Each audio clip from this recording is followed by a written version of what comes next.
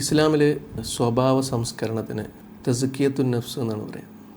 അപ്പോൾ നമ്മൾ സ്വഭാവത്തിനെ നമ്മൾ തന്നെ സംസ്കരിച്ചെടുക്കുക. ഇതിന് നമ്മൾ ആദ്യമായിട്ട് ചെയ്യേണ്ടതെന്ന് പറഞ്ഞാൽ നമുക്കൊരു നീയത്ത് ഉണ്ടാവുക എന്നുള്ളതാണ്. ഇസ്ലാമിൽ എല്ലാ കാര്യങ്ങളും ഒരു നീയത്തിനാണ് പ്രാധാന്യമുള്ളത്. അപ്പോൾ അള്ളാഹുവിൻ്റെ പ്രീതി മുന്നിട്ട് ഞാൻ നല്ല സ്വഭാവത്തിൽ എല്ലാവരോടും പെരുമാറും, അതിനുള്ള ശ്രമം ഞാൻ നടത്തും എന്നുള്ള നിശ്ചയിക്കുക. അതിപ്പോൾ ശാസ്ത്രീയമായിട്ട് പറയുമ്പോൾ ഒരു ഗോൾ സെറ്റ് ചെയ്യുക എന്ന് പറയുന്ന പോലെ. അപ്പോൾ ഒരു ഗോൾ സെറ്റ് ചെയ്യൽ ഏത് കാര്യത്തിനും ഒരു നല്ലതാണ്.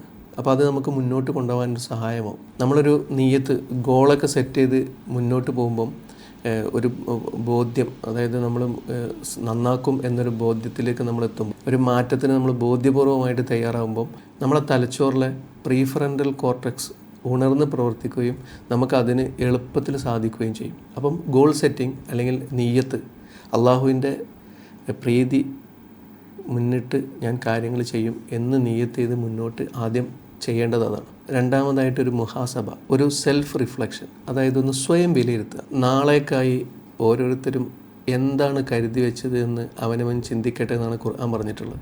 ദിവസവും കിടക്കാൻ നേരത്ത് അല്ലെങ്കിൽ ദിവസം അവസാനിക്കുന്ന സമയത്ത് നമ്മൾ ഇന്ന് എന്തൊക്കെ ചെയ്തു, ഇനി എന്താണ് ചെയ്യേണ്ടത്, എന്താണ് അതിലുള്ള മോശം കാര്യങ്ങൾ എന്നൊക്കെ ഒന്ന് മുസാബഹ ചെയ്യാം.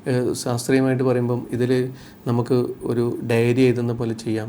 നമ്മൾ സ്വയം വിലയിരുത്തി കാര്യങ്ങൾ മനസ്സിലാക്കുക. അന്നന്ന് നമുക്ക് മാറ്റേണ്ട കാര്യങ്ങളെ ഒരു ഡയറിയിൽ ഒരു ജേർണലാക്കി എഴുതി വെക്കാം. അതേപോലെ മൂന്നാമത്തെ കാര്യം, നമ്മൾ ഇമോഷൻസിനെ നിയന്ത്രിക്കുക.